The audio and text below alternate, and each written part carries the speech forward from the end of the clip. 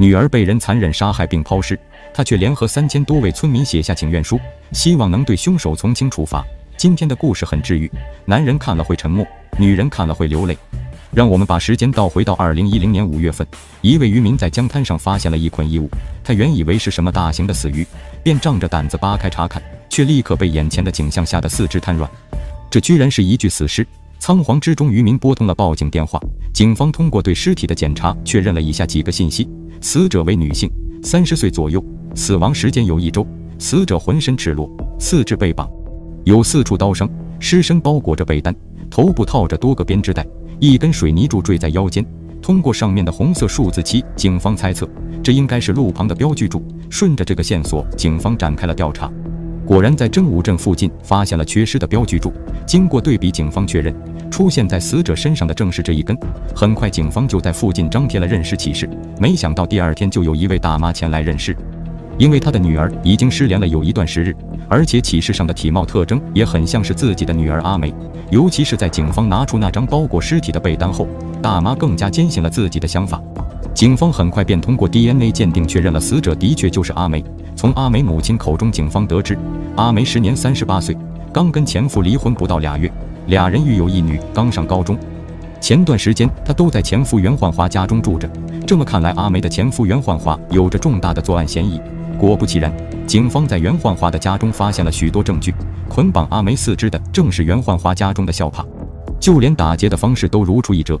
同时，警方还在这里发现了不少编织袋，经对比也与阿梅头上套的编织袋完全一致。面对着警方的询问，袁焕华没有要隐瞒的意思，直接交代了自己杀害前妻并抛尸的全过程。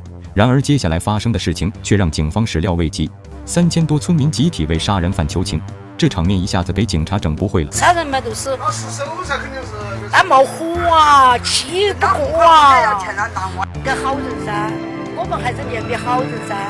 尤其是在警方看到这次请求的发起人居然是受害者的母亲时，他们瞬间就意识到这件案子似乎没那么简单。1990年18岁的阿梅年轻聪慧，而且多才多艺。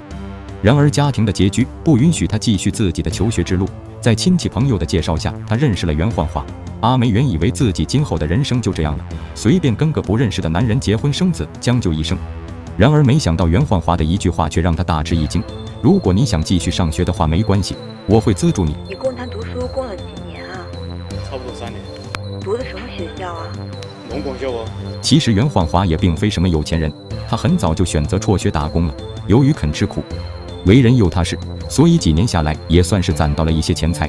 当他得知阿梅的处境后，表现得十分同情，便一口气又供她上了3年学。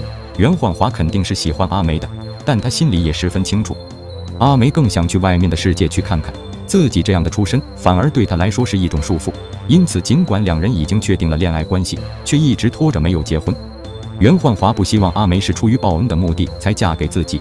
就这样经过4年的相处，阿梅也意识到袁焕华是个不可多得的好男人，最终也放下了心中的执念，选择与他结为夫妻。两人生活在一间出租屋内，很快便有了爱情的结晶。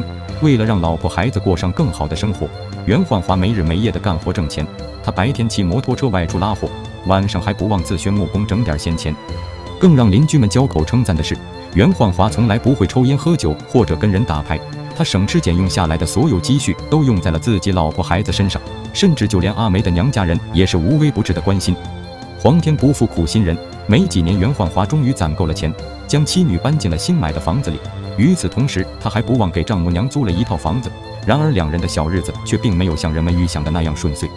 阿梅平日里的工作是给人唱堂会，附近谁家有个红白喜事都会请阿梅去帮帮场子，因此阿梅在衣食起居各方面都与勤俭的袁焕华格格不入。若只是追求时尚还无伤大雅。要命的是，阿梅慢慢的还沉迷上了打牌，后来索性一天到晚腻在了牌桌上，往往都是输个血本无归才罢休。为此袁焕华也曾劝说过他，但终归是无济于事。即便是这样，袁焕华依然全心全意地爱着妻子，每个月的收入也毫无保留地上交。女儿小雪对妈妈的行为一直很有成见，她甚至直言曾见过妈妈跟一个道士在外面开房。对于红杏出墙的妻子，袁焕华没有打骂，更没有将妻子的所作所为公之于众，然后闹离婚。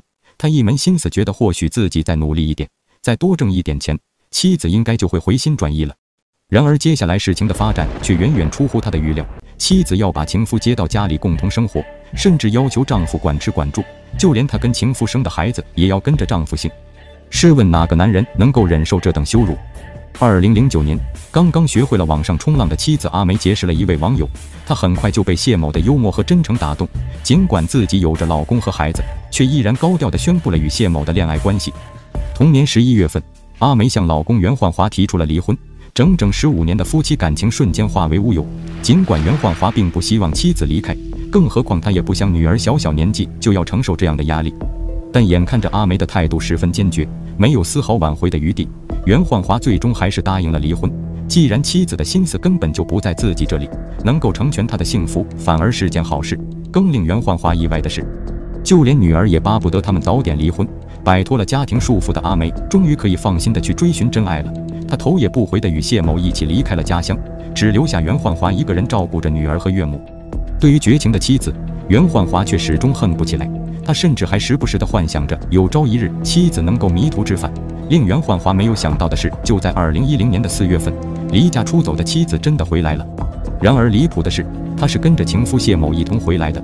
阿梅一脸认真地跟前夫袁焕华说，她希望能让谢某搬到家里一起住，她将来会给谢某养儿生女，但孩子可以跟着袁焕华姓。阿梅说这话时的语气很坚决，听上去更像是在提要求，而不是在商量。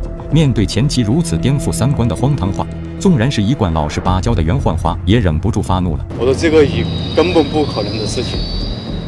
你要在我们家里，你要生别人的孩子，而且我的经济归你，我的小孩怎么想？我还要不要我的女儿？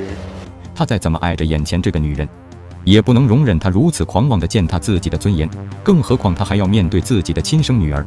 于是袁焕华果断拒绝了阿梅的提议。